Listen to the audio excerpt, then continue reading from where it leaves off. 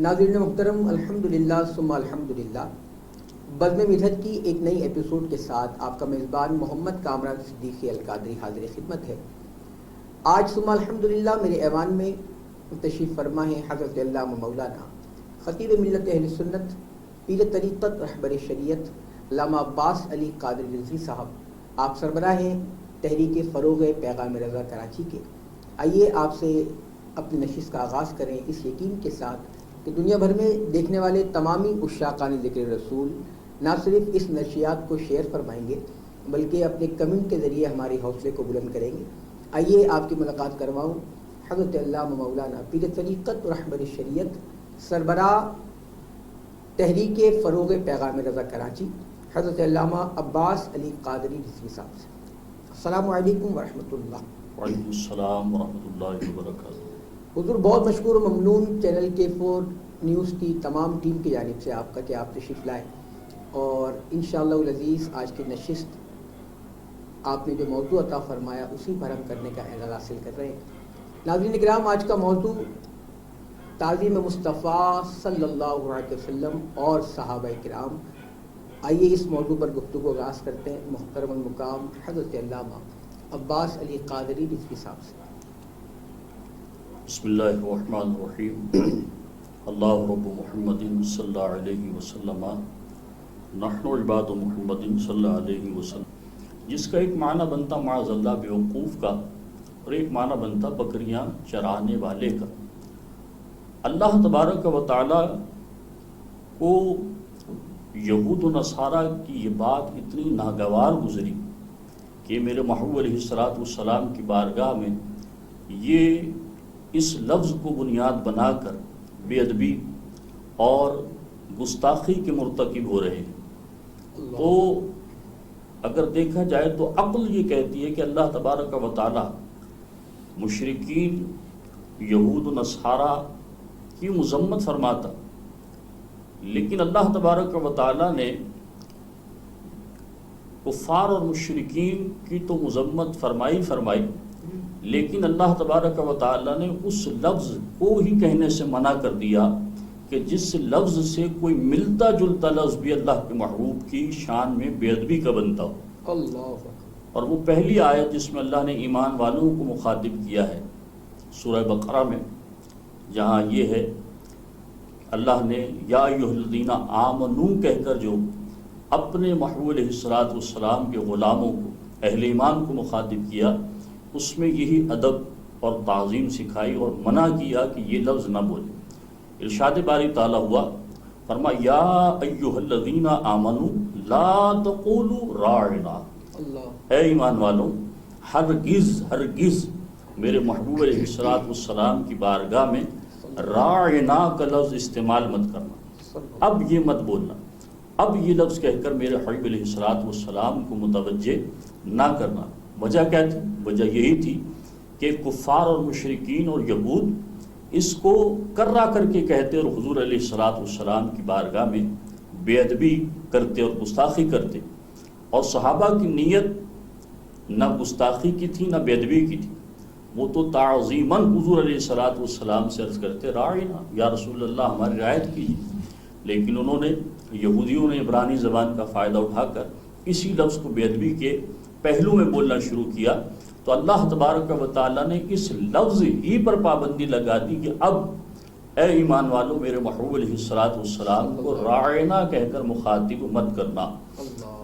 آپ یہ دیکھیے اللہ کو اپنے محبوب علیہ الصلوۃ والسلام کا ناموس، ان کی عزت، ان کی عظمت اور ان کا مقام کس قدر پسند ہے کہ ذرہ برابر بھی اللہ تبارک و تعالیٰ کو یہ گوارا نہیں کہ کوئی میرے محبوب علیہ الصلوۃ والسلام کی بارگاہ میں کسی ایسے لفظ کی مدد لے کر بھی بے ادبی کرے کہ جو مماثلت رکھتا ہو اس لفظ سے۔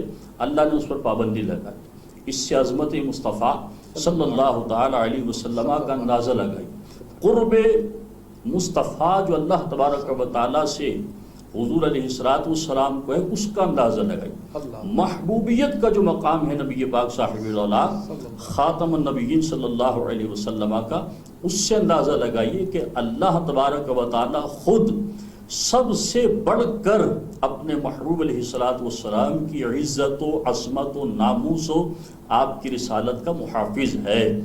ناموس رسالت کا سب سے بڑا محافظ خود اللہ تبارک و تعالی۔ ارشاد باری تعالیٰ فرمایا یا ایھا الذین آمنوا لا تقولوا راعنا، اے ایمان والو ہرگز راعنا مت کہنا۔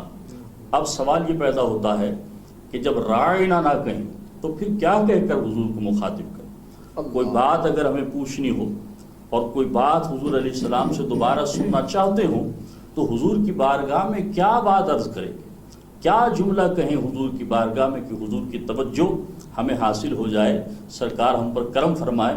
تو یہ دیکھیے شان مصطفیٰ اللہ تبارک و تعالیٰ کیسے قرآن میں بیان فرما رہا ہے۔ اللہ تبارک و تعالیٰ نے اس کا نعم البدل بھی ارشاد فرمایا کہ راعنا مت کہنا، تو پھر کہنا کیا ہے؟ فرمایا وقولوا انظرنا، اے ایمان والو جب تمہیں میرے محبوب کی توجہ چاہیے ہو تو کہو انظرنا یا رسول اللہ صلی اللہ علیہ وسلم، اے اللہ تبارک و تعالیٰ کے حبیب ہماری طرف نظر عنایت فرمائیے، ہم پر نظر کرم فرمائیے۔ تو نعم البدل بھی اللہ تبارک و تعالیٰ خود ارشاد فرما رہا ہے۔ اس کا مطلب بارگاہ رسالت مآب صلی اللہ علیہ وسلم کا ادب اور احترام جماعت صحابہ اکرام علیہم الرضوان کے ذریعے اللہ تعالیٰ قیامت تک کے مسلمانوں کو سکھا رہا ہے کہ میرے محبوب کی بارگاہ کا ادب ایسا ہے، میرے محبوب کی بارگاہ کا ادب یوں کرنا ہے، تعظیم یوں کرنی ہے۔ اور پھر دیکھیے دوبارہ کوئی بات سننے کی نوبت کب آتی ہے؟ جب آپ کسی اس کی گفتگو کو سن رہے ہوں اور گفتگو کرنے والا آپ سے محو گفتگو ہو، آپ کی توجہ ذرا سی ادھر ادھر ہو جائے تو آپ کا اس بات سے دھیان بٹ جائے گا، تو پھر آپ دوبارہ کہیں گے کہ آپ ذرا اس بات کو دوبارہ فرما دیں۔ تو حضور کی بارگاہ میں جب بیٹھے ہوئے ہیں صحابہ کرام علیہم الرضوان اور حضور گفتگو کر رہے ہیں اور کسی نے تساہل کیا، توجہ نہ دے پائے حضور علیہ السلام کی بات پر، تو دوبارہ سننے کے لیے کہا کہ یا رسول اللہ ہم پر نظر کرم فرمائیے یا حضور ہماری رعایت فرمائیے، یہ بات دوبارہ فرما دیں، تو اللہ تبارک و تعالیٰ نے اس کا بھی ارشاد فرما دیا۔ فرمایا وَاسْمَعُوا وَلِلْكَافِرِينَ عَذَابٌ أَلِيمٌ، فرما سنو میرے محبوب کی بارگاہ میں جب بیٹھا کرو تو خوب توجہ کے ساتھ ان کی بات سنا کرو، ان کا کلام سنا کرو، وَاسْمَعُوا بڑی توجہ کے ساتھ، تمہارا دھیان ادھر ادھر نہ ہو، اس لیے کہ یہ کسی عام شخص کی گفتگو نہیں ہے بلکہ یہ اللہ کے محبوب کی گفتگو ہے، ان کی گفتگو ہے کہ جن کے بارے میں خود قرآن کہتا ہے وَمَا يَنطِقُ عَنِ الْهَوَىٰ إِنْ هُوَ إِلَّا وَحْيٌ يُوحَىٰ۔ ارشاد باری تعالیٰ ہوا، فرما میرے حبیب پیارے مصطفیٰ صلی اللہ علیہ وسلم اپنی مرضی اور اپنی منشا اور اپنی خواہش سے کچھ کلام نہیں کرتے، بلکہ یہ اللہ تبارک و تعالیٰ کی وحی کے ذریعے ہی کلام کرتے ہیں۔ تو اللہ نے فرمایا واسمعوا، توجہ سے میرے حبیب کی بات سنا کرو، واسمعوا وللکافرین عذاب علیم، یاد رکھو کہ اللہ نے کافروں کے لیے دردناک عذاب تیار کر رکھا ہے۔ تو میں یہ عرض کر رہا تھا کہ ادب مصطفیٰ اور تعظیم مصطفیٰ اللہ تبارک و تعالیٰ نے خود اہل ایمان کو سکھائی، جماعت صحابہ کرام علیہم الرضوان کو سکھایا کہ میرے محبوب کی بارگاہ میں کیسا رہنا ہے، کیسا بولنا ہے، کیسے گفتگو کرنی ہے۔ اور پھر حضور علیہ السلام کے صحابہ نے وہ مثالیں قائم کی حضور کے ادب کی، حضور کے احترام کی اور حضور علیہ السلام کی تعظیم کی کہ رہتی دنیا تک کسی اس کی مثال آپ کو نہیں ملے گی کہ بارگاہ رسالت میں صحابہ کرام جب بیٹھتے تو اس قدر مؤدب، اس قدر باادب بیٹھتے اور ساکت اور جامد ہو کر بیٹھتے، گویا جیسے ان کے سروں پر پرندے بیٹھے ہوں۔ یعنی اگر کسی کے سر پر پرندہ بیٹھا ہو اور ذرا سا بھی وہ ہلے تو وہ پرندہ اڑ جائے گا، اور جو چاہے کہ پرندہ بیٹھا رہے تو بالکل ساکت جامد ہو کر بیٹھے گا۔ اللہ اکبر۔ تو حضور کی بارگاہ میں صحابہ کا ادب یہ تھا کہ جامد اور ساکت ہو کر بیٹھتے، اور باہر تو بڑی فصاحت کے ساتھ گفتگو کرتے، سامنے والا باہر بڑا فصیح و بلیغ کلام کرتا ہے، بہت گفتگو پر عبور حاصل ہے، لیکن حضور کی بارگاہ میں آتے ہیں تو اپنی زبان کو گویا گنگ پاتے ہیں۔ حضور سیدی اعلی حضرت امام احمد رضا خان فاضل بریلوی رضی اللہ تعالی عنہ نے اس کو یوں ارشاد فرمایا، فرمایا تیرے آگے یوں ہیں دبے لچے ہیں فصحا عرب کے بڑے بڑے، اللہ کوئی جان منہ میں زبان نہیں بلکہ جسم میں جان ہے۔ اللہ یعنی کوئی یہ سمجھتا ہے کہ شاید اس کے منہ میں زبان نہیں، بول نہیں سکتا، اس لیے خاموش بیٹھا ہے ساکت ہو کر، بلکہ فرماتا ہے اگر غور سے دیکھو تو ایسا بیٹھا ہے جیسے اس کے جسم میں جان ہی نہیں ہے۔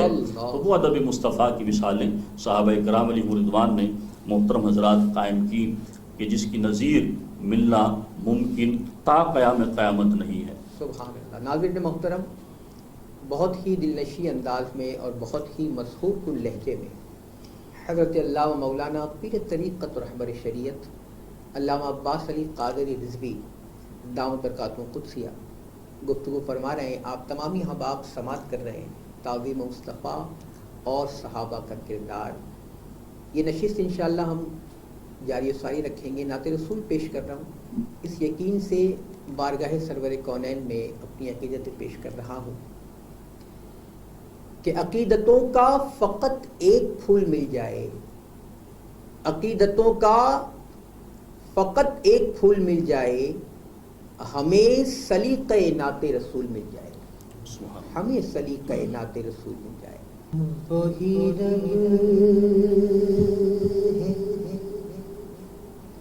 جس نے تجھ کو ہمتن کرم بنایا، وہی رب ہے جس نے تجھ کو ہمتن کرم بنایا، ہمیں بھیک مانگنے کو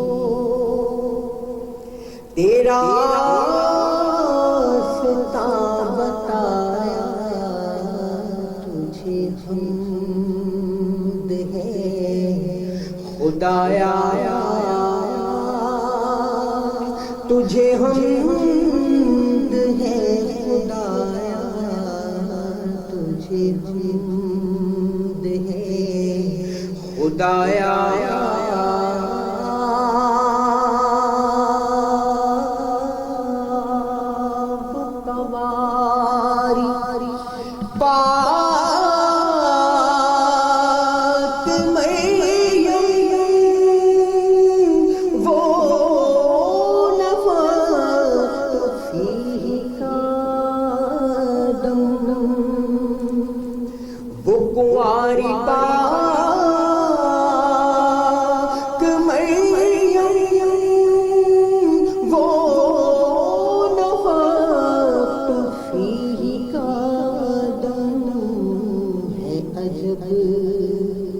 نشان آدم مگر آمنہ کا جایا، تجھے یک بنایا، تجھے حمد ہے خدایا، تجھے حمد ہے خدایا۔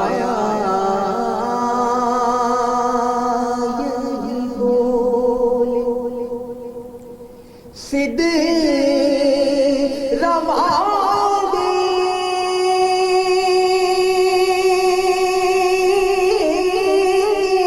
جامنے جہاں کے تھالے، یہی بولے سد روا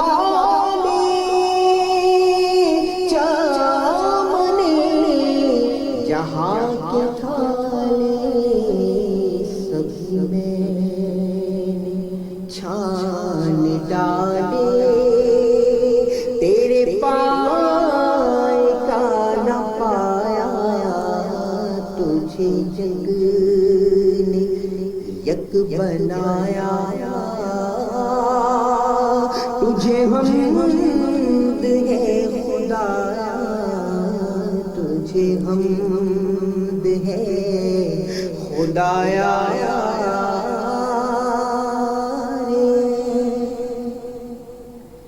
خدا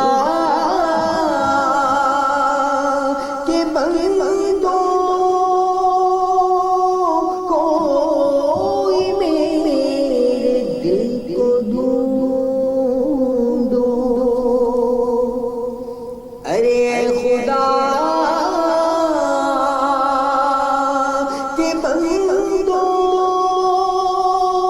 کوئی میرے دل کو ڈھونڈو، میرے پاس تھا ابھی تو ابھی کیا ہوا خدایا، نہ کوئی گیا نہ آیا،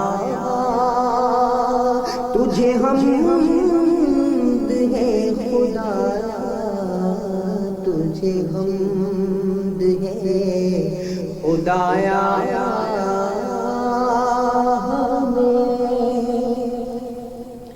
اے رضا تیری دل کا پتہ چلا مشکل ہمیں، اے رضا تیری دل کا پتہ چلا مشکل، تیری روضہ کے مقابل وہ ہمیں نظر تو آیا، یہ نہ پوچھ کیسا پایا، یہ نہ پوچھ کیسا پایا، تجھے حمد ہے خدایا، تجھے حمد ہے خدایا، تجھے حمد ہے خدایا۔ ماشاءاللہ، سبحان اللہ۔ ناظرین محترم، بزم مدحت کی 3rd ایپیسوڈ جاری افزاری ہے۔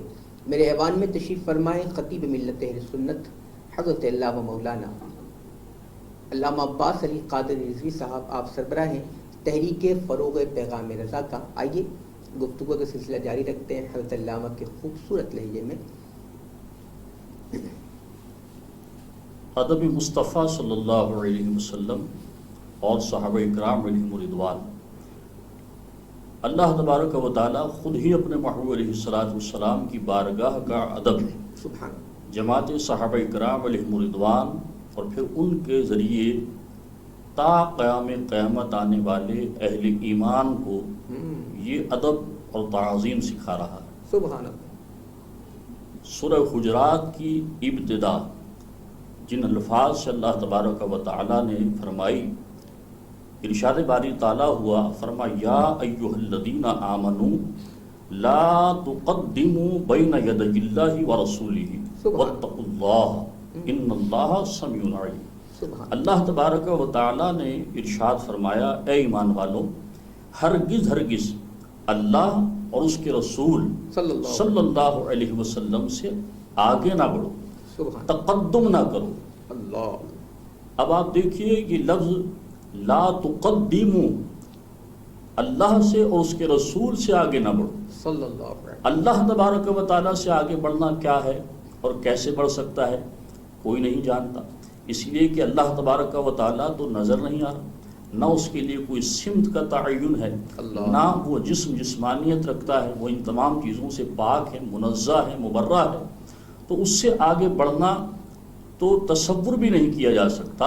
اللہ، تو مفسرین نے لکھا کہ رسول اللہ صلی اللہ علیہ وسلم کے بتائے ہوئے احکامات اللہ تبارک و تعالیٰ کے بارے میں اور حضور علیہ السلام کی ذات مقدسہ سے تقدم کرنا ہی اللہ تبارک و تعالیٰ سے تقدم کرنا ہے۔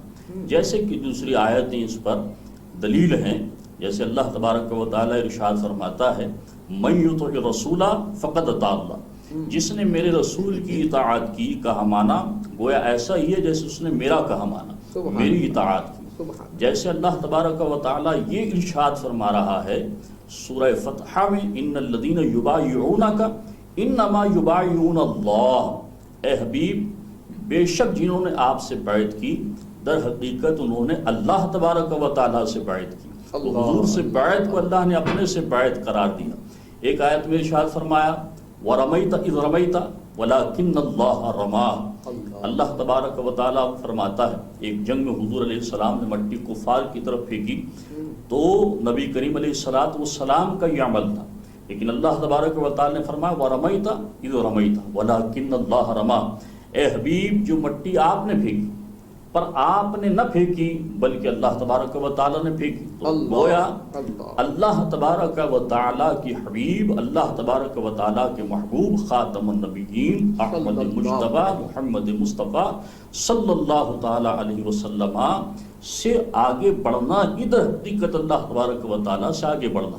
اور شان نزول کے بارے میں مفسرین اس میں کہتے ہیں کہ ایسا ہوا کہ نبی کریم صلی اللہ علیہ وسلم نے ابھی نماز عید ادا نہیں فرمائی تھی، کسی نے حضور علیہ السلام کے نماز عید ادا کرنے سے پہلے ہی عید کی نماز پڑھ لی تو اللہ نے اس کی تردید فرمائی کہ اللہ اور اس کے رسول سے آگے نہ بڑھو، جب تک تمہاری نماز قبول نہیں ہوگی جب تک میرے محبوب علیہ السلام اسے سر انجام نہ دیں. گویا ان کی اتباع تم پر لازم ہے، ان سے تقدم کرنے سے منع کیا گیا.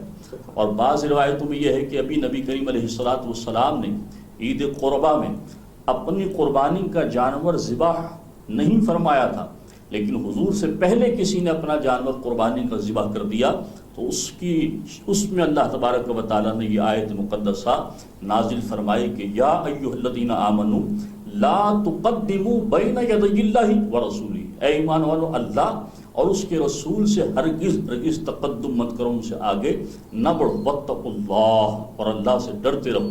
ان اللہ سمیع علیم، بے شک اللہ تبارک و تعالیٰ سننے والا جاننے والا ہے. اس کی دوسری آیت اب دیکھیے سورہ حجرات کی، اس میں اللہ تبارک و تعالیٰ نے اپنے محبوب علیہ السلام کے غلاموں کو یعنی صحابہ اکرام علیہم رضوان کو اور صحابہ اکرام علیہم رضوان کے ذریعے پھر تا قیامت آنے والے اہل ایمان کو اللہ نے جو ادب مصطفیٰ بارگاہ رسالت کا سکھایا وہ کیا تھا؟ فرمایا یا ایھا الذین آمنوا لا ترفعوا اصواتکم فوق صوت النبی ولا تجہروا له بالقول کجہر بعضکم لبعض ان تحبط اعمالکم وانتم لا تشعرون. اللہ ارشاد فرماتا ہے اے ایمان والو ہرگز اپنی آواز میرے محبوب صلی اللہ علیہ وسلم کی آواز پر بلند مت کرنا.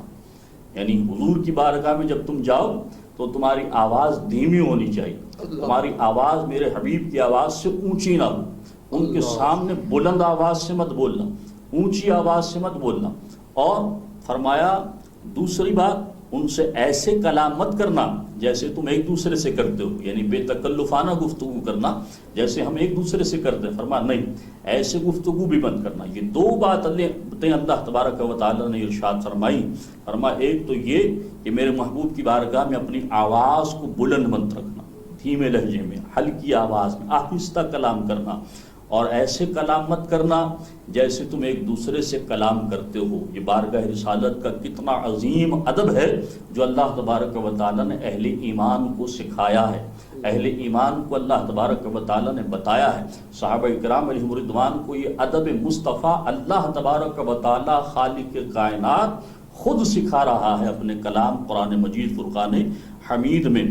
اچھا پھر آپ دیکھیے اگر کسی نے حضور کی بارگاہ میں آواز اونچی کر لی اور حضور علیہ السلام سے ایسے گفتگو کی جیسے ایک دوسرے سے کرتے ہیں تو اس کی سزا کیا ہوگی؟ وہ بھی اللہ تبارک و تعالیٰ نے ارشاد فرما دی.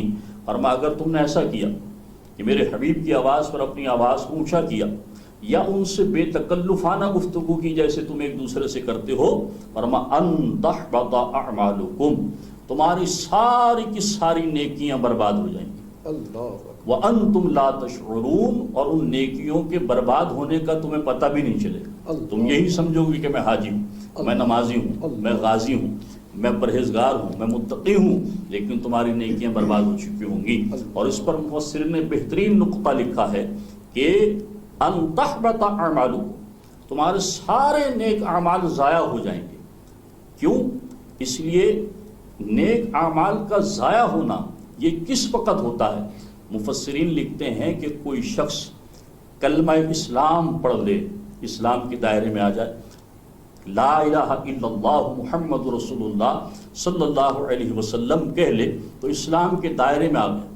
اور معاذ اللہ خدا نہ خواستہ اگر اس نے اسلام کا انکار کر دیا، دائرے اسلام سے نکل گیا، مرتد ہو گیا، تو پھر اس کی ساری نیکیاں برباد ہو جاتی۔ تو مفسرین نے لکھا کہ حضور کی بارگاہ کی گستاخی اور بے ادبی اللہ تبارک و تعالیٰ کو اس قدر ناپسند ہے کہ جو حضور کی بارگاہ میں آواز بھی اونچی کرے گا یا ان سے ایسے گفتگو کرے گا جیسے ایک دوسرے سے کرتے ہیں، تو فرمایا ان تحبط اعمالکم، تمہاری ساری نیکیاں برباد ہو جائیں گی، وانتم لا تشعرون، اور تمہیں پتہ بھی نہیں چلے گا۔ یعنی حضور کی بارگاہ کی بے ادبی کرنے والا، چاہے وہ ایمان والا ہی ہو، اپنے آپ کو کلمہ کو ہی کہتا ہو، اگر بے ادب ہوتا ہے اور ادب سے نکل جاتا ہے تو گویا اس کے سارے اعمال برباد ہو جائیں گے، وہ مرتد ہو جائے گا اور اس کی نیکیاں برباد ہو جائیں گی۔ اور پھر دیکھیے اللہ تبارک و تعالیٰ کی حبیب علیہ السلام کے صحابہ کا کیسا اس کا عملی مظاہرہ انہوں نے کیا۔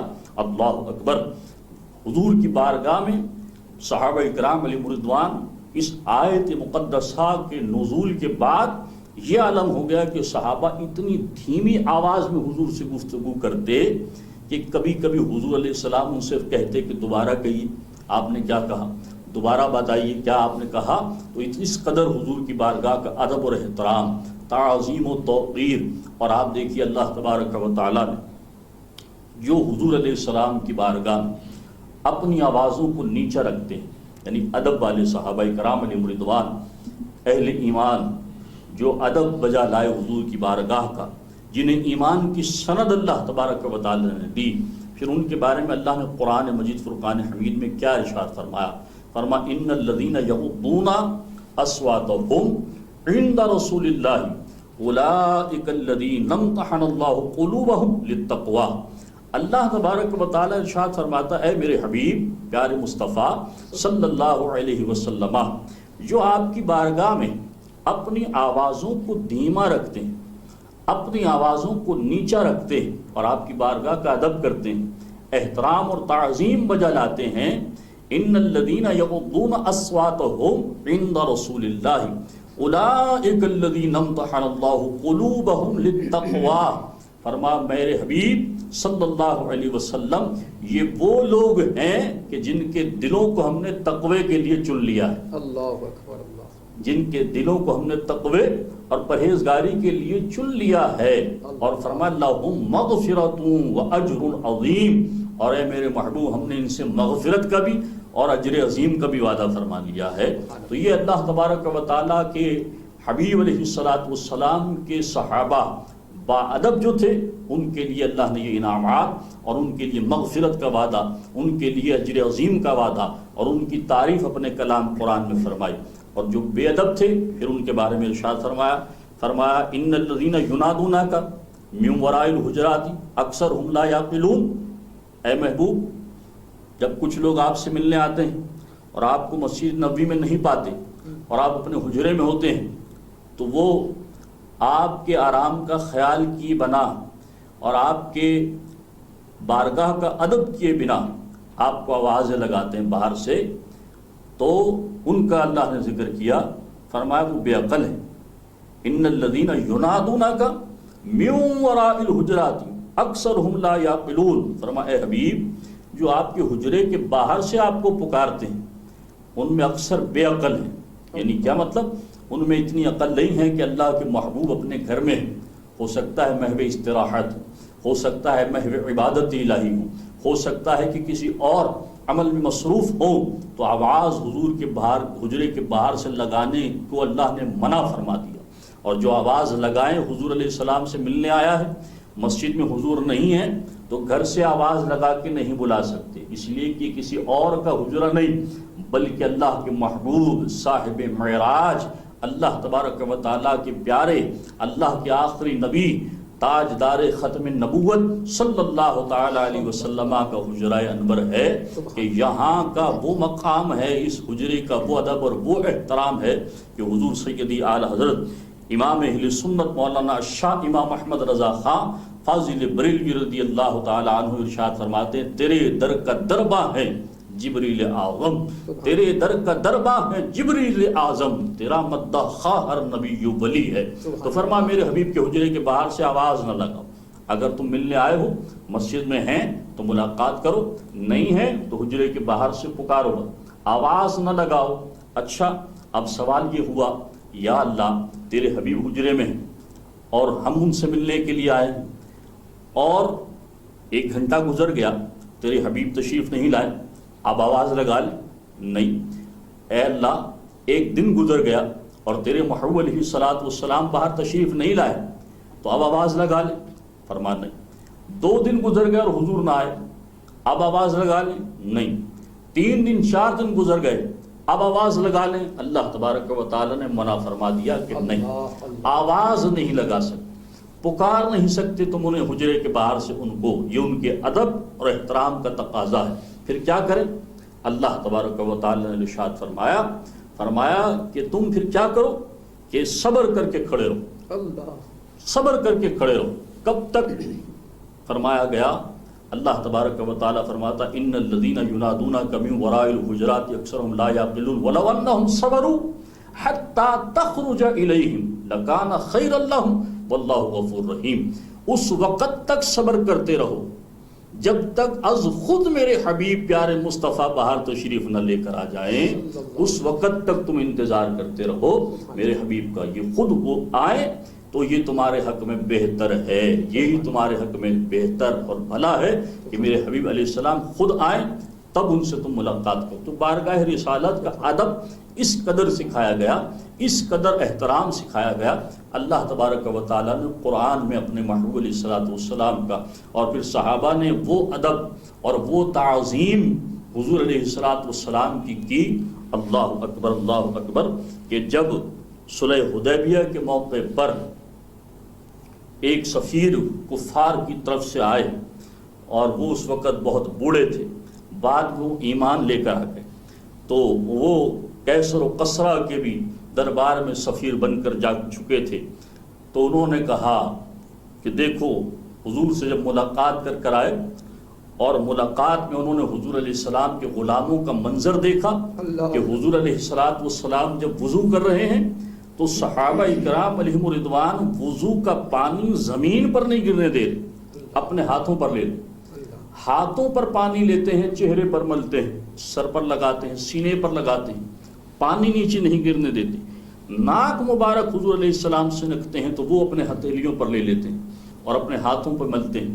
پانی اگر وضو کا کسی کو نہیں ملتا حضور کے بچا ہوا تو وہ اپنے دوسرے ساتھی کے ہاتھ کو دیکھتے ہیں کہ اگر ان کے ہاتھ پر پانی کی تری ہے جس سے حضور نے وضو کیا تو اس تری سے اپنا ہاتھ مل کر پھر اپنے چہرے پر لگا لیتے ہیں۔ تو وہ سفیر واپس جا کر کفار سے کہتے ہیں کہ خبردار مسلمانوں سے جنگ مت کرنا، مسلمانوں سے لڑنا مت، اس لیے کہ میں نے قیصر و کسریٰ کے بھی دربار میں گیا ہوں اور ان کی رعایا کو بھی میں نے دیکھا ہے، لیکن ان کا ادب بھی اتنا نہیں کیا جاتا تھا جتنا محمد مصطفیٰ صلی اللہ تعالی علیہ وسلم کے اصحاب ان کا ادب کرتے ہیں، جو اپنے نبی کے وضو کا بچا ہوا پانی نہ گرنے دیں زمین پر تو وہ اپنے نبی کا خون کیسے گرنے دیں گے زمین پر۔ اس لیے میں تمہیں مشورہ دیتا ہوں کہ خبردار ایسی قوم سے لڑنا مت کہ جن کے غلام ان کا اتنا ادب اور اتنا احترام کرتے ہیں۔ یہ وہ ادب مصطفیٰ ہے جو اللہ تبارک و تعالیٰ نے اہل ایمان یعنی صحابہ کرام علیہم رضوان کو سکھایا، اور پھر صحابہ کرام علیہم رضوان نے وہ مثالیں قائم کی کہ قیامت تک کے مسلمانوں کو لازم ہے کہ حضور علیہ الصلوۃ والسلام کا ایسا ادب اور احترام بجا لائیں، اور یہ ادب مصطفیٰ ہی در حقیقت ایمان ہے۔ ایمان ادب مصطفیٰ ہی کا نام ہے، اگر ادب مصطفیٰ نہیں تو پھر ایمان نہیں۔ ناظرین محترم، آپ سماعت کر رہے ہیں حضرت اللہ و مولانا علامہ عباس علی قادری رضوی صاحب کو خوبصورت افکار و خیالات آپ تک منتقل ہو رہے ہیں۔ آج کی نشست بزم مدحت کی تیسری ایپیسوڈ ہے۔ کمنٹ سیکشن کا استعمال ضرور فرمائیے، اس لیے آپ کو کمنٹ سیکشن استعمال کرنے کی دعوت دیتا ہوں کہ آپ کی رائے، آپ کے مشورے بہت زیادہ قیمتی ہیں ہمارے لیے، اس لیے کہ آپ کی رائے کی روشنی میں ہی ہم اپنی اس بزم کو بہتر سے بہتر ترتیب دینے کی کوشش کرتے ہیں۔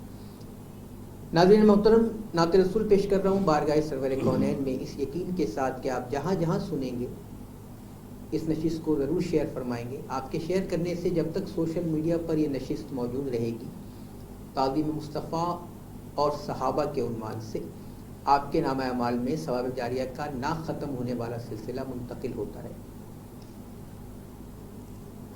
سیدی یا حبیب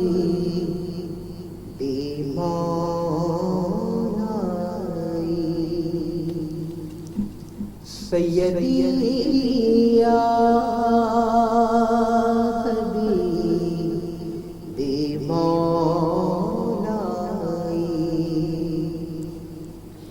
کیجئے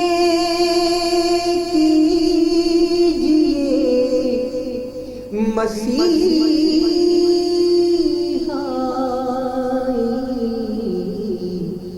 سیدی یا حبیب مولائی،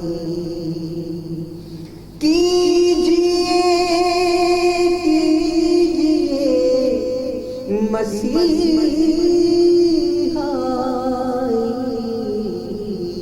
سیدی یا حبیب مولائی، میرا دل اور میری جان بھی نثار، میں کیا تم پہ دو جہاں بھی نثار، میرا دل اور میری جان بھی نثار، میں کیا تم پہ دو جہاں بھی نثار، انکا مقصدی ومن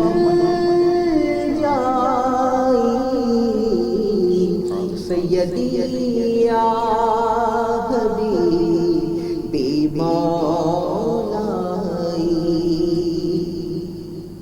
آپ کو یاد کر لیا میں نے، قلب کو شاد کر لیا میں نے، آپ کو یاد کر لیا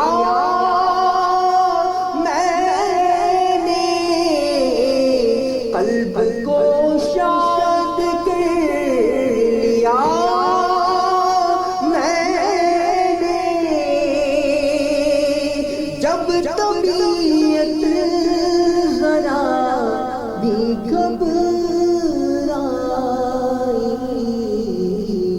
سیدی یا حبیب مولائی، کیجئے مسیحا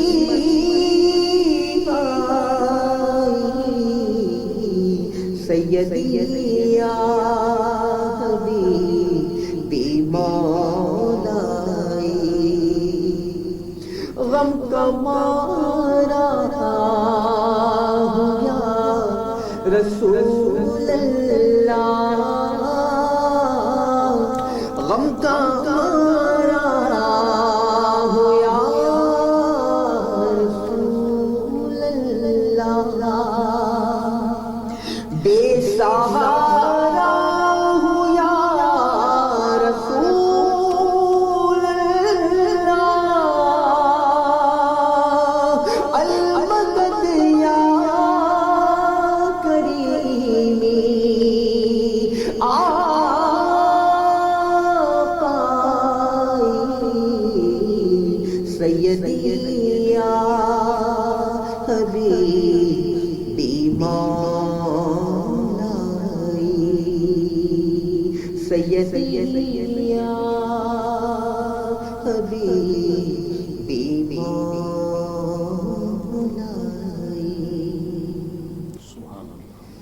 ناظرین محترم، بزم بدعت کی تیسری ایپیسوڈ کے ساتھ حاضر خدمت تھے۔ میرے ایوان میں تشریف فرما ہے حضرت علامہ مولانا خطیب ملت اہل سنت سربراہ تحریک فروغ پیغام رضا علامہ عباس علی قادری رضوی۔ آئیے گفتگو کا سلسلہ وہیں سے جوڑتے ہیں جہاں سے علامہ صاحب نے ختم فرمایا تھا۔ محترم المقام حضرت علامہ عباس علی قادری رضوی۔ تعظیم مصطفیٰ صلی اللہ علیہ وسلم اور صحابہ کرام علیہم رضوان۔ آپ دیکھیے صحابہ کرام علیہم رضوان کی زندگیوں میں حضور علیہ السلام کی تعظیم، ادب مصطفیٰ صلی اللہ علیہ وسلم اور عبادت الہی، جب یہ دونوں چیزیں کبھی مقابل آ جاتی ہیں، اللہ ایک طرف عبادت الہی ہے اور دوسری طرف ادب مصطفیٰ صلی اللہ علیہ وسلم ہے، تو آپ دیکھیے صحابہ اکرام علیہم رضوان کہ جن کے ایمان کی اللہ نے مثال دی ہے اور فرمایا ہے کہ ان جیسا ایمان لاؤ، ان کا طریق کیا تھا؟ وہ عبادت الہی اور ادب مصطفیٰ صلی اللہ علیہ وسلم مقابل آ گیا تو اللہ تبارک و تعالیٰ کی عبادت کو وہ انتخاب نہ کرتے، اس کو منتخب نہ کرتے، بلکہ ادب مصطفیٰ کو منتخب کرتے۔ اور اس کی وجہ کیا ہے؟ آپ دیکھیں اس کی بے شمار نظیریں موجود ہیں۔ حضرت علی رضی اللہ تعالی عنہ، خلیفہ چہر، خلیفہ رابع، حضرت سیدنا مولا علی مشکل کشا رضی اللہ تعالی عنہ نماز عصر حضور علیہ السلام کے آرام پر قربان کر دی۔ سبحان اللہ۔ کیوں کہ حضور علیہ السلام ان کے زانو اقدس پر اپنا سر ناز رکھ کر آرام فرما رہے تھے۔ حضور نے نماز عصر پڑھ لی تھی اور حضرت علی نے نماز عصر نہ پڑھی تھی۔ اب اس شش و پنج میں تھے کہ حضور کو اگر اٹھاتا ہوں تو بے ادبی ہے، آرام میں خلل آئے گا، اور نماز اللہ کی عبادت ہے، اور وہ نماز جس کے بارے میں کہا گیا کہ صلاۃ الوسطیٰ کی حفاظت کرو، درمیانی ساری نمازوں کی حفاظت کرو، خاص کر صلاۃ الوسطیٰ نماز عصر کی حفاظت کرو، وہ نماز۔ اب حضرت علی شش و پنج میں ہے کہ کیا کیا جائے، تو نتیجہ یہ نکالا، گویا ہم اسے اپنے طور پر اگر کہیں تو نتیجہ انہوں نے یہ اخذ کیا کہ نماز تو اللہ کی عبادت ہے، اگر قضا ہو جائے گی تو دوبارہ ادا کر سکتے ہیں، لیکن ادب مصطفیٰ ایسا عمل ہے کہ اگر یہ قضا ہو گیا تو پھر دوبارہ ادا نہیں ہو سکتا۔ سورج ڈوب گیا اور پھر حضور جب بیدار ہوئے اور حضرت علی کو دیکھا، متفکر پایا تو پوچھا کیا معاملہ ہے؟ عرض کی حضور نماز عصر قضا ہو گئی۔ اب حضور کا اختیار جو اللہ نے اپنے محبوب خاتم النبیین احمد مجتبیٰ محمد مصطفیٰ صلی اللہ علیہ وسلم کو دیا ہے، حضور نے اس اختیار کا اظہار فرمایا تو فرمایا علی یہ بتاؤ نماز عصر کو ادا وقت میں ہی پڑھنا چاہتے ہو یا قضا پڑھو گے؟ اب وہ حضرت سیدنا علی رضی اللہ تعالی عنہ تھے۔ اللہ اکبر، عرض کی حضور اگر یہ بات ہے تو میں عصر کی نماز کو ادا وقت ہی میں ادا کرنا چاہوں گا، یعنی جس وقت عصر کا وقت جو ہوتا ہے اسی وقت میں نماز کو ادا کرنا چاہوں گا۔ تو حضور علیہ السلام نے اللہ کے حضور دعا کی اور عرض کی اے اللہ تبارک و تعالی، علی تیرے اور تیرے رسول کی اطاعت میں تھے، اس لیے ان کی نماز عصر قضا ہو گئی، لہٰذا سورج کو واپس پلٹا اور اس مقام پر لا جہاں نماز عصر کا وقت ہوتا ہے۔ حضور کا یہ کہنا تھا، سورج واپس پلٹ کر آ گیا اور حضرت علی نے نماز عصر کو ادا فرمایا۔ اور حضرت اسما کہتی ہیں واللہ ہم نے دیکھا تھا کہ سورج ڈوب چکا تھا، جب حضور علیہ السلام نے دعا کی تو سورج واپس پلٹ کر آیا، دیواروں پر پہاڑوں پر دھوپ چمکنے لگی، اور نماز عصر جب حضرت علی نے ادا کر لی تو پھر سورج دوبارہ ڈوب گیا، تو حضرت علی نے نماز عصر کو قربان کر دیا تعظیم اور ادب مصطفیٰ میں۔ سیدنا صدیق اکبر رضی اللہ تعالیٰ عنہ خلیفہ اول بلا فصل، خلیفہ بلا فصل حضرت سیدنا صدیق اکبر رضی اللہ تعالیٰ عنہ نے غار ثور میں جو جتنے سوراخ تھے سب کو بند کر دیا اور ایک مقام پر اپنے پاؤں کی ایڑی اور ایک روایت کے مطابق انگوٹھا رکھ دیا، تو وہاں پر آپ کو سانپ نے ڈس لیا اور سانپ کے ڈسے کا زہر کا اثر آپ کے جسم میں سرایت کر گیا اور آپ نے جنبش تک نہ کی، اس لیے کہ حضور ان کے زانوں پر آرام فرما تھے، حضور ان کے زانوں پر آرام فرما تھے، اور جب ضبط کا بندھن ٹوٹا تو صدیق اکبر کی آنکھ سے آنسو کا قطرہ گرا تو حضور کے چہرے پر آیا. تو حضور علیہ السلام نے پوچھا کیا معاملہ ہے؟ عرض کی حضور سانپ نے ڈس لیا. حضور علیہ السلام نے اپنا لعاب دہن صدیق اکبر رضی اللہ تعالیٰ عنہ کے اس مقام پر جہاں سانپ نے ڈسا تھا لگایا تو فوراً سانپ کے کانٹے کا اثر چلا گیا اور وہ صحیح ہو گئے. اور یہ روایت ہے بنیادی طور پر کہ حضرت سیدنا صدیق اکبر رضی اللہ تعالیٰ عنہ اگرچہ طبعی طور پر بیمار ہو کر آپ کا وصال ہوا، لیکن اس زہر کے کانٹے کے اثر کی وجہ سے جو آپ کی بیماری میں اثر اس کا زہر کا واپس عود آیا تھا، اور اسی کے سبب سے علماء بیان کرتے ہیں کہ آپ کو شہادت کا مرتبہ بھی اللہ نے یوں عطا فرمایا. بہرحال میں یہ عرض کر رہا تھا کہ حضرت علی نے نماز عصر کو قربان کیا، حضرت صدیق اکبر نے اپنی جان قربان کر دی، وہ تو حضور نے ان کو واپس لوٹا دی. حضرت سیدنا علی نے نماز عصر قربان کر دی، حضور سید عالم صلی اللہ علیہ وسلم نے انہیں واپس لوٹا دی. حضرت امام اہل سنت مولانا شاہ امام محمد رضا خان فاضل بریلوی رضی اللہ تعالیٰ عنہ اس کو یوں فرماتے ہیں مولا علی نے باری تیری نیند پر نماز، وہ بھی نماز عصر جو اعلیٰ قدر کی ہے، اور صدیق بلکہ غار میں جا ان پہ دے چکے، یعنی غار میں جان قربان کر چکے ہیں حضرت صدیق اکبر. اور جان کی حفاظت تو تمام فرائض سے بڑھ کر ہے، لیکن کیا کیا دونوں نے، ایک نے نماز عصر قربان کی اور ایک نے نماز عصر قربان کی، ایک نے جان قربان کی، لیکن دونوں کو حضور نے جان بھی واپس لوٹائی، نماز بھی واپس لوٹائی. لیکن ان دونوں کا عمل بھی کیا تھا؟ اللہ اکبر. فرمایا تو نے انہیں جان، انہیں پھیر دی نماز. ایک کو جان واپس لوٹائی، ایک کو جو ہے وہ نماز واپس لوٹائی. تو نے انہیں جان، انہیں پھیر دی نماز، پر وہ تو کر چکے جو کرنی بشر کی تھی. انہوں نے تو وہ کیا جو ایک غلام کو اپنے آقا کے لیے کرنا ہوتا ہے، ایک خادم کو اپنے آقا کے لیے کرنا ہوتا ہے، ایک جو ہے وہ مسلمان کو اپنے نبی علیہ السلام کے لیے کرنا تھا. انہوں نے وہ کام سر انجام دیا. آپ دیکھیں سیدنا عثمان غنی ذو النورین رضی اللہ تعالیٰ عنہ، خلیفہ ثالث، مسلمانوں کے تیسرے خلیفہ، حضور علیہ السلام کی دو صاحبزادیاں یک کے بعد دیگر ان کے نکاح میں آئیں. حضرت رقیہ، سیدہ رقیہ رضی اللہ تعالیٰ عنہا نے حضور علیہ السلام نے پہلے حضرت سیدہ رقیہ رضی اللہ تعالیٰ عنہا کا نکاح عثمان غنی سے کیا. جب ان کا وصال ہو گیا 17 رمضان کو، اور ان کے وصال کے بعد حضور علیہ السلام نے اپنی دوسری صاحبزادی حضرت ام کلثوم رضی اللہ تعالی عنہا، ان کا نکاح بھی عثمان غنی رضی اللہ تعالی عنہ سے کیا. تو عثمان غنی کو اس لیے ذو النورین کہا جاتا ہے، دو نوروں والا. حضرت ام کلثوم کا بھی انتقال ہو گیا تو حضور نے فرمایا عثمان اگر تیرے نبی کی 100 بیٹیاں ہوتی اور وہ ایک کے بعد ایک کر کے انتقال کرتی جاتی تو میں 100 کی 100 بیٹیاں تمہارے نکاح میں دے دیتا. ایک روایت میں یہ ہے کہ عثمان اگر تیرے نبی کی 40 بیٹیاں ہوتی اور وہ ایک کے بعد ایک انتقال کرتی جاتی تو وہ میں 40 کی 40 تیرے نکاح میں دیتا، یک کے بعد دیگرے. اللہ اکبر. تو عثمان غنی کو ذو النورین کہا جاتا ہے. اور یہ بھی بات ضمن میں عرض کرتا چلوں، یہ فضا بھی آج چلی ہے، لوگ بڑے دعوے سے چیخ چیخ کر اور پیٹ پیٹ کر کہہ رہے ہیں کہ حضور علیہ السلام کی تو ایک ہی بیٹی، حضور کی تو 3 اور بیٹیاں کوئی ہے ہی نہیں. معاذ اللہ. لوگ کہتے ہیں حضور علیہ السلام کی ایک بیٹی. یاد رکھیے جو حضور علیہ السلام کی 3 بیٹیوں کا انکار کرے اور صرف یہ کہے کہ حضرت سیدہ فاطمہ الزہرا رضی اللہ تعالی عنہا ہی حضور کی ایک بیٹی ہیں، باقی اور حضور کی کوئی بیٹی نہیں، تو یاد رکھیے کہ وہ قرآن کی آیت کا منکر ہے، اللہ قرآن کے الفاظ کا منکر ہے، اللہ کے کلام کا منکر ہے. وجہ کیا ہے؟ وجہ یہ ہے کہ دیکھیے حضور علیہ السلام کی 4 صاحبزادیاں، حضرت خدیجۃ الکبریٰ رضی اللہ تعالی عنہا کے بطن اقدس سے حضور علیہ السلام کی 4 صاحبزادیاں ہیں. حضرت سیدہ زینب رضی اللہ تعالی عنہ جو سب سے بڑی ہیں، ان کے بعد حضرت سیدہ رقیہ رضی اللہ تعالی عنہ. حضرت زینب کا نکاح ابو العاص سے ہوا، حضرت سیدنا رقیہ رضی اللہ تعالی عنہ کا نکاح حضرت سیدنا عثمان غنی سے ہوا.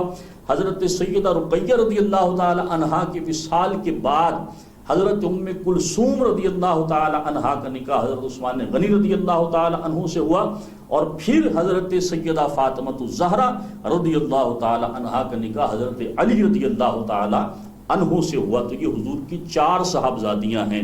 اور قرآن کے الفاظ کیا ہیں دیکھیے، اگر نبی کریم علیہ الصلوۃ والسلام کی ایک بیٹی ہو تو قرآن بنتی کا کہتا، اللہ آپ کی ایک بیٹی، لیکن اللہ تبارک و تعالیٰ نے جمع کا صیغہ استعمال فرمایا۔ اور عربی میں یہ 3 چیزیں ہیں، ہمارے یہاں اردو میں تو واحد اور جمع ہوتا ہے، انگلش میں بھی واحد اور جمع ہوتا ہے، لیکن عربی گرامر کا یہ قاعدہ ہے، واحد ایک، تثنیہ اگر 2 کا ذکر ہوگا تو تثنیہ کا صیغہ استعمال کیا جاتا ہے، جیسے حسنین، کریمین، شہیدین، طیبین، طاہرین، زاہدین، پارسین، قبلتین، یہ الفاظ یہ تثنیہ کے۔ تو نبی کریم علیہ الصلوۃ والسلام اور جمع 3 پر، جب 3 لوگ ہوں، 3 چیزیں ہوں تو جمع کا الفاظ استعمال ہوگا، یا 3 سے زیادہ ہوں تو جمع کا جملہ استعمال کیا جائے گا۔ اب دیکھیں قرآن میں اللہ نے کیا ارشاد فرمایا، یا ایھا النبی قل لازواجک وبناتک ونساء المؤمنین، فرمایا اے حبیب پیارے مصطفیٰ صلی اللہ علیہ وسلم، آپ ارشاد فرما دیں اپنی بیویوں سے، قل لازواجک، اپنی تمام بیویوں سے ارشاد فرما دیں، وبناتک، اور اپنی بیٹیوں سے ارشاد فرما دیں، ونساء المؤمنین، اور ساری مومن عورتوں سے ارشاد فرما دیں۔ اچھا ہو سکتا ہے کہ کوئی کم عقل آدمی ہمیں یوں دھوکہ دینے کی کوشش کرتا کہ دیکھیں حضور کی امت کی ساری جو عورتیں ہیں، حضور کے ازواج کے علاوہ جتنی بھی حضور علیہ السلام کی امت کی مومن عورتیں ہیں وہ سب حضور کی بیٹیاں ہیں، اس لیے اللہ نے حضور علیہ السلام کی بیٹیوں کے لیے جمع کا لفظ استعمال کیا ہے۔ تو دیکھیں اللہ تبارک و تعالیٰ جو عالم الغیب ہے، اللہ تبارک و تعالیٰ نے قرآن کی آیت میں حضور علیہ السلام کی بیویوں کا ذکر الگ کیا، ازواجکا، اپنی بیویوں سے فرمائیے، وبناتکا، حضور کی بیٹیوں کا ذکر الگ سے کیا کہ اپنی بیٹیوں سے فرمائیے، ونساء المؤمنین، اور ساری مومن عورتوں سے ارشاد فرمائیے۔ تو ساری قیامت تک کی مومن عورتوں کا ذکر اللہ نے الگ سے کیا، اللہ نے یہ بتایا کہ میرے محبوب کی بیٹیاں۔ میں عرض کر رہا تھا سیدنا عثمان غنی رضی اللہ تعالیٰ عنہ ذوالنورین، 2 نوروں والا ان کو اسی لیے کہا جاتا ہے کہ ان کے نکاح میں حضور علیہ السلام کی 2 صاحبزادیاں ہیں، یک کے بعد دیگرے، پہلے حضرت رقیہ، پھر ان کے وصال کے بعد حضرت سیدہ ام کلثوم رضی اللہ تعالی عنہا، یہ حضور علیہ السلام کی 2 صاحبزادیاں۔ ہمارے امام حضور سیدی اعلیٰ حضرت نے بڑی خوبصورت بات ارشاد فرمایا تیری نسل پاک میں ہے بچہ بچہ نور کا، تو ہے عین نور تیرا، سب گھرانہ نور کا۔ اور حضرت عثمان غنی کا ذکر یوں کیا کہ نور کی سرکار سے پایا دوشالہ نور کا، ہو مبارک تم کو ذوالنورین جوڑا نور کا۔ کہ حضور علیہ السلام نے حدیبیہ کے مقام سے حضرت سیدنا عثمان غنی رضی اللہ تعالیٰ عنہ کو اپنا سفیر بنا کر اور دیگر 1-2 صحابہ کرام علیہم رضوان کو ان کے ساتھ بھیجا اور فرمایا جاؤ کفار مکہ کو یہ بات بتاؤ کہ ہمارا جنگ کا ارادہ نہیں ہے اور ہم صرف عمرہ کرنے کے لیے آئے ہیں اور عمرہ ادا کر کے واپس چلے جائیں گے۔ حضرت عثمان غنی رضی اللہ تعالی عنہ جب مکہ شریف پہنچے اور مشرکین مکہ کے سرداروں سے ملے اور ان سے کہا کہ دیکھو نبی کریم علیہ السلام جنگ کے لیے نہیں آئے، نہ ہمارا جنگ کا ارادہ ہے، ابھی ہم تو صرف عمرہ ادا کرنے آئے ہیں اور عمرہ ادا کر کے واپس چلے جائیں گے۔ انہوں نے کہا نہیں اے عثمان، یہ بات تو طے ہے کہ ہم تمہارے نبی کو مکے میں نہیں آنے دیں گے معاذ اللہ۔ ہاں تم آ گئے ہو، احرام تم نے باندھا ہوا ہے، سامنے بیت اللہ ہے، جاؤ تم طواف کرو، اپنا عمرہ ادا کرو۔ حضرت سیدنا عثمان غنی رضی اللہ تعالی عنہ کا ایمان، ایقان، یقین دیکھیے، حضور علیہ السلام کی بارگاہ کا ادب دیکھیے۔ آپ نے فرمایا مجھ سے کہتے ہو کہ میں عمرہ کر لوں اور میرے نبی علیہ السلام کو مکے آنے سے روکتے ہو، تو بغیر پیارے مصطفیٰ صلی اللہ علیہ وسلم کے عمرہ ادا کرنا، کعبے کا طواف کرنا تو دور کی بات ہے، میں کعبے کی طرف نگاہ بھی نہیں کرتا، اور واپس چلے گئے۔ تو میں عرض کر رہا تھا کہ ادب مصطفیٰ اور عبادت الہی اگر کبھی مقابل آ گئی تو صحابہ کا انتخاب حضرت مصطفیٰ صلی اللہ تعالیٰ علیہ وسلم ہوتا۔ بخاری شریف کی ایک بہت ہی مشہور حدیث ہے اور طویل حدیث ہے، ہم اختصار کے ساتھ اس کو پیش کریں گے۔ کتاب الصلح بخاری کی حدیث، حضرت سہل بن سعد ساعدی رضی اللہ تعالیٰ عنہ اس حدیث کے راوی فرماتے ہیں، نبی کریم علیہ الصلوۃ والسلام، ایک قبیلہ ہے بنی عوف، اس میں لڑائی ہو گئی، حضور ان کی صلح کے لیے تشریف لے گئے۔ جب حضور صلح کرانے کے لیے گئے تو واپسی میں حضور علیہ الصلوۃ والسلام کو کچھ وقت لگا اور ادھر مسجد میں نماز کا وقت ہو گیا، صحابہ مجتمع ہو گئے۔ اب حضرت بلال رضی اللہ تعالیٰ عنہ نے دیکھا کہ تمام لوگ آ چکے ہیں اور نماز کا گویا وقت ہو گیا ہے، تو حضور علیہ الصلوۃ والسلام تشریف نہیں لائے، تو حضرت بلال رضی اللہ تعالیٰ عنہ اپنی جگہ سے اٹھ کر حضرت سیدنا ابو بکر صدیق رضی اللہ تعالیٰ عنہ کے پاس آئے اور آ کر عرض کی، اے ابو بکر رضی اللہ عنہ، آپ دیکھتے ہیں کہ تمام صحابہ نماز کے لیے آ گئے لیکن حضور علیہ الصلوۃ والسلام ابھی تشریف نہیں لائے، تو کیا آپ نماز پڑھا دیں گے؟ اللہ اکبر۔ اب آپ اندازہ لگائیے کہ حضرت بلال رضی اللہ تعالیٰ عنہ کا اجتہاد کیسا ہے کہ وہ بھی جانتے ہیں کہ حضور علیہ الصلوۃ والسلام کی غیر موجودگی میں اگر مصلی پر امامت کا کوئی حقدار ہے حضور کے مصلی پر تو وہ حضرت ابو بکر صدیق رضی اللہ تعالیٰ عنہ ہیں۔ ان کے پاس آئے اور حضرت صدیق اکبر نے کہا، ٹھیک ہے، حضور تشریف نہیں لائے، آپ کہتے ہیں تو میں نماز پڑھا دیتا ہوں۔ حضرت بلال نے اقامت کہی، صدیق اکبر مصلی پر آ گئے، حضرت ابو بکر صدیق رضی اللہ تعالیٰ عنہ نے تکبیر کہی، تکبیر تحریمہ، اللہ اکبر۔ صحابہ کرام علیہ رضوان نے بھی تکبیر کہی، اللہ اکبر۔ راوی کہتے ہیں بس اتنا وقت تھا کہ حضور علیہ الصلوۃ والسلام پچھلی صفوں کو چیرتے ہوئے اگلی صف میں تشریف لے آئے، پہلی صف میں آ گئے۔ اب صحابہ کرام علیہ رضوان نے جب حضور کو اپنے درمیان پایا تو حضرت ابو بکر صدیق رضی اللہ تعالی عنہ کو متوجہ کرنے کے لیے کہ حضور آ گئے اور حضرت ابو بکر صدیق نماز پڑھا رہے ہیں رضی اللہ تعالی عنہ، تو صحابہ نے اپنے ہاتھ پر ہاتھ مارنا شروع کیا، اور اسی حدیث میں ہے کہ حضرت صدیق اکبر اتنے انہماک کے ساتھ نماز پڑھتے کہ ان کا دھیان کہیں اور نہیں جاتا، لیکن صحابہ کرام نے حضور علیہ السلام کو جب اپنے درمیان پا لیا تو ہاتھ پر ہاتھ مارتے رہے، ایک بار، دو بار، کئی بار ہاتھ پہ ہاتھ مارتے رہے، حتیٰ کہ صدیق اکبر کو متوجہ ہونا پڑا کہ پیچھے کوئی خلاف معمول معاملہ پیش آ گیا ہے۔ جب ترچھی نگاہوں سے انہوں نے پیچھے دیکھا تو رسول خدا سرور کون و مکان سید الانبیاء خاتم النبیین احمد مجتبی محمد مصطفیٰ صلی اللہ تعالی علیہ وسلم کو جب پایا کہ حضور علیہ السلام پیچھے کھڑے تو حضرت صدیق اکبر ایڑیوں کے بل پیچھے آنے لگے، اور حضور علیہ السلام نے حضرت ابوبکر صدیق کو اپنے ہاتھ سے اشارہ کیا، گویا نماز پڑھاتے رہو، مصلی پہ کھڑے رہو، نماز جاری رکھو، لیکن صدیق اکبر نہ رکے، پیچھے آ گئے۔ نبی کریم علیہ الصلوۃ والسلام آگے گئے اور حضور نے نماز کی تکمیل کی۔ اب حدیث میں یہ نہیں کہ حضور نے دوبارہ تکبیر کہی پھر صحابہ نے تکبیر کہی، نہیں، یہ بھی دنیا کی منفرد نماز ہے کہ جس کا آغاز سیدنا صدیق اکبر نے تکبیر تحریمہ کہہ کر کیا اور جس کا اختتام نبی کریم علیہ الصلوۃ والسلام نے سلام پھیر کر فرمایا۔ جب سلام پھیر دیا تو حضور علیہ السلام نے جماعت صحابہ سے ایک بات ارشاد فرمائی، فرمایا میں دیکھتا ہوں کہ جب بھی نماز میں کوئی خلاف معمول بات پیش ہوتی ہے تو تم تالی بجانے لگ جاتے ہو، ہاتھ پر ہاتھ مارتے ہو، ایسا نہ کیا کرو، یہ عورتوں کے لیے ہے، مرد ایسا نہ کرے۔ اگر تمہیں امام کی توجہ چاہیے ہو، کوئی خلاف معمول واقعہ پیش آ جائے اور امام کو متوجہ کرنا ہو تو تکبیر کرو، اللہ اکبر، تسبیح کرو، سبحان اللہ، تو امام متوجہ ہو جائے گا، تالی نہ بجایا کرو۔ یہ تو جماعت صحابہ کرام علیہ رضوان کو حضور نے بتایا۔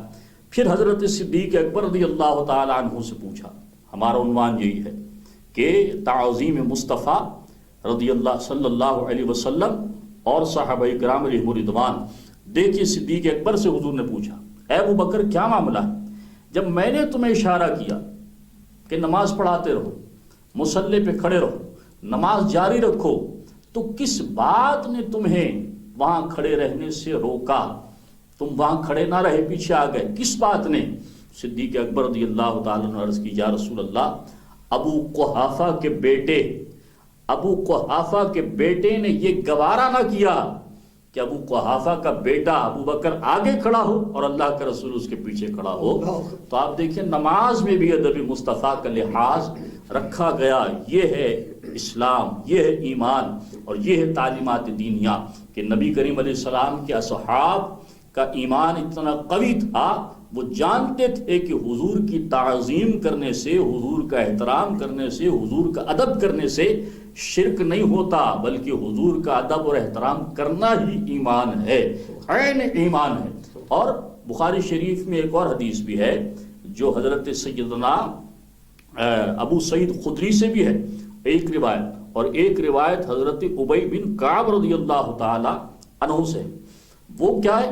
وہ یہی ہے، فرماتے ہیں میں نماز پڑھ رہا تھا، حضور نے مجھے بلایا، حضور نے مجھے آواز لگائی ابی، تو فرماتے میں نے حضور کی آواز کو سن لیا، لیکن سننے کے بعد میں نے جواب نہ دیا اور نماز کو جلدی جلدی پڑھنا لگا تاکہ حضور کی بارگاہ میں پہنچوں۔ اب آپ دیکھیے یہ صحابی رسول ہیں، اور ایسے صحابی ہیں کہ جن کے بارے میں اس قدر عظمت والے صحابہ ہیں۔ حضرت سیدنا ابی بن کعب ایسے عظیم صحابی ہیں کہ جن سے صحابہ اکرام مسائل پوچھتے، اور جب حضرت عمر نے نماز تراویح کی جماعت کا اہتمام کیا تو سیدنا ابی بن کعب ہی سے فرمایا کہ آپ نماز پڑھائیں تراویح کی۔ حضرت عمر فرض پڑھاتے، حضرت ابی بن کعب تراویح پڑھاتے، پھر حضرت عمر وتر پڑھاتے رضی اللہ تعالی عنہما۔ تو اور ایسے جلیل القدر صحابی ہیں حضرت ابی کہ حضرت ابی رضی اللہ تعالی عنہ ابی بن کعب کو حضور علیہ السلام نے بلایا اور بلا کر فرمایا لم یکن الذین کفروا، یہ سورت مجھے سناؤ۔ تو عرض کی یا رسول اللہ، آپ تو خود صاحب قرآن ہیں، آپ پر اللہ کی وحی نازل ہوتی ہے، قرآن آپ پر نازل ہوا ہے، میں آپ کو کیا سناؤں؟ فرمایا نہیں، مجھے یہ حکم ہوا ہے کہ میں تم سے یہ سورت سنوں۔ حضرت ابی بن کعب نے سوال کیا، یا رسول اللہ صلی اللہ علیہ وسلم، کیا اللہ تبارک و تعالی نے میرا نام لے کر فرمایا کہ ابی بن کعب کو بلائیے؟ اور یہ آیت سورۃ البینہ لم یکن الذین کفروا من اہل الکتاب، یہ سنے؟ حضور نے فرمایا ہاں اے ابی، اللہ نے تمہارا نام لے کر فرمایا کہ تمہیں بلا کر تم سے یہ سورت سنو۔ تو آپ رونے لگے رشک کے مارے کہ میرے رب نے مجھے یاد۔ ایسے عظیم جلیل القدر صاحب نماز پڑھے، کہتے حضور نے مجھے بلایا تو میں نے جواب نہ دیا، نماز کو جلدی جلدی ختم کیا، نماز مکمل کی، حضور کی بارگاہ میں حاضر ہوا۔ تو حضور نے مجھ سے پوچھا اے ابی، جب میں نے تمہیں بلایا تو کس بات نے تمہیں روکا میری بارگاہ میں حاضر ہونے سے؟ تو انہوں نے عرض کی یا رسول اللہ صلی اللہ علیہ وسلم، میں نماز پڑھ رہا تھا۔ اب حضرت ابی بن کعب رضی اللہ تعالیٰ عنہ کے گمان میں شاید یہی بات ہو کہ جب میں یہ کہوں گا کہ میں نماز پڑھ رہا تھا تو حضور یہ فرمائیں گے کہ اچھا نماز مکمل کر کے آ رہے، بہت اچھی بات۔ جیسے کہ آپ دیکھیے آج کے دور میں یا استاد شاگرد کو بلائے اور شاگرد نماز پڑھ رہا ہو اور شاگرد بعد میں آیا تو استاد پوچھے گا کیا بات ہے، دیر سے آنے کی کیا وجہ ہے؟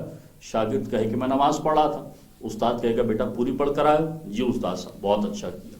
پیر صاحب مرید کو بلائیں، مرید آئے دیر میں، پوچھے کیا کر رہے تھے؟ کہا نماز پڑھ رہا تھا اس لیے دیر ہو گئی۔ کہا بہت اچھا، پوری پڑھ لی نماز؟ کہا ٹھیک، اچھا کیا۔ یہی ہم تمہیں سکھاتے ہیں، پہلے نماز پڑھو، پہلے اللہ کی عبادت۔ تو حضرت ابی سمجھے کہ یہی معاملہ ہوگا۔ فرمایا ابی کس بات نے تمہیں روکا میری بارگاہ میں حاضر ہونے سے؟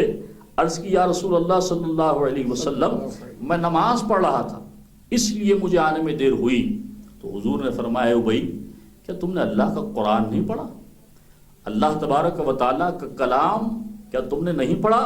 اللہ تبارک و تعالیٰ ارشاد فرماتا یا ایھا الذین آمنوا استجیبوا للہ ولرسولہ اذا دعاکم، اے ایمان والوں جب تمہیں اللہ اور اس کا رسول بلائے تو دوڑ کر ان کی بارگاہ میں حاضر ہو جاؤ۔ سبحان اللہ۔ کیا مطلب؟ حضور بتانا یہ چاہ رہے ہیں کہ بھائی اگر نماز میں بھی تھے اور میری آواز پہنچ گئی تھی تو نماز توڑ کے نہیں، نماز وہیں چھوڑ کے میری بارگاہ میں آ جاتے۔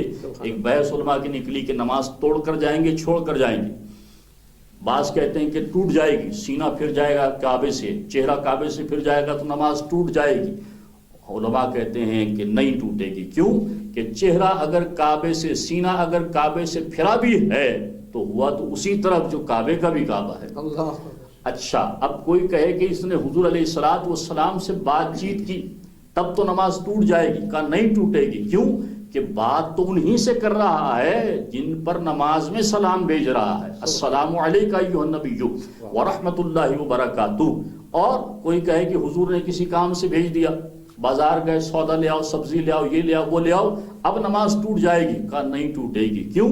اس لیے کہ انہی کا تو کہا مانا ہے جن کا کہا ماننے کا رب کہہ رہا ہے، اور فرما رہا جس نے ان کا کہا مانا اس نے میرا کہا مانا، من یطع الرسول فقد اطاع اللہ، جس نے ان کی پیروی کی اس نے میری پیروی کی۔ تو نماز ٹوٹی نہیں، چھوڑ کر گیا، توڑ کر نہیں گیا۔ اب حضور کا کام کرنے کے بعد، جو حضور نے ذمہ داری دی وہ پوری کرنے کے بعد، اپنی نماز کو وہیں سے شروع کر دے جہاں سے چھوڑ کر گیا تھا۔ یہ ہے وہ تعظیم مصطفیٰ، ادب مصطفیٰ اور صحابہ کرام علیہم رضوان کا محترم حضرات عمل، جو بے شمار مواقع پر صحابہ کرام نے جس کا اظہار فرمایا۔ اللہ اکبر، اللہ اکبر۔ اللہ تبارک و تعالی صحابہ کرام علیہم رضوان کی مقدس زندگیوں کے صدقے ہمیں بھی ادب و تعظیم کا، اللہ تعالی ہمیں بھی ادب و تعظیم اور احترام کا وہ جذبہ نبی کریم علیہ السلام کے لیے عطا فرمائے۔ میں عرض کر رہا تھا یہ بات کہ لوگ یہ کہتے ہیں تعظیم مصطفیٰ کر لی تو شرک ہو گیا، ہاتھ باندھ کر سلام پڑھ لیا تو شرک ہو گیا، آپ نے حضور علیہ السلام کے لیے کھڑے ہو گئے تو شرک ہو گیا، بلکہ صحابہ کرام کی تو زندگیاں عبارت ہیں اس پر کہ وہ ادب اور احترام اور تعظیم ہی کو دین سمجھتے تھے۔ اعلیٰ حضرت نے اسی لیے فرمایا شرک ٹھہرے جس میں تعظیم حبیب، اس برے مذہب پہ لعنت کیجئے۔ سبحان اللہ۔ ناظرین محترم، بہت ہی خوبصورت مدلل اور بہت ہی شائستہ انداز میں حضرت علامہ مولانا خطیب ملت اہل سنت، پیر طریقت، رہبر شریعت، سربراہ تحریک فروغ پیغام رضا حضرت علامہ عباس علی قادری رضوی اپنے افکار و خیالات ہم تمامی عشاقان ذکر رسول کے قلوب و اذہان میں منتقل فرما رہے تھے۔ بزم مدحت کی یہ 30ویں ایپیسوڈ آپ کی خدمت میں پیش کرنے کا ہم نے اعزاز حاصل کیا۔ آخری میں ایک مرتبہ پھر آپ سے گزارش کروں گا، دنیا بھر میں جہاں جہاں آپ کو یہ نشست دیکھنے کا اعزاز حاصل ہو ضرور دیکھیں، مکمل دیکھیں اور کمنٹ سیکشن میں اپنی رائے کا اظہار ضرور فرمائیں۔ آپ کی تنقید، آپ کی پسندیدگی، آپ کے کمنٹ کے ذریعے ہی ہم اس نشست کو مزید بہتر بنانے کی کوشش کرتے ہیں۔ اپنے میزبان محمد کامران صدیقی القادری کو چینل K4 نیوز کی تمام پرخلوص آفیشیل میڈیا ٹیم کے ساتھ اجازت دیجیے۔ ملتے ہیں اگلی نشست میں ایک نئے مہمان کے ساتھ۔ اپنا بہت زیادہ خیال رکھیے گا۔ السلام علیکم ورحمۃ اللہ وبرکاتہ۔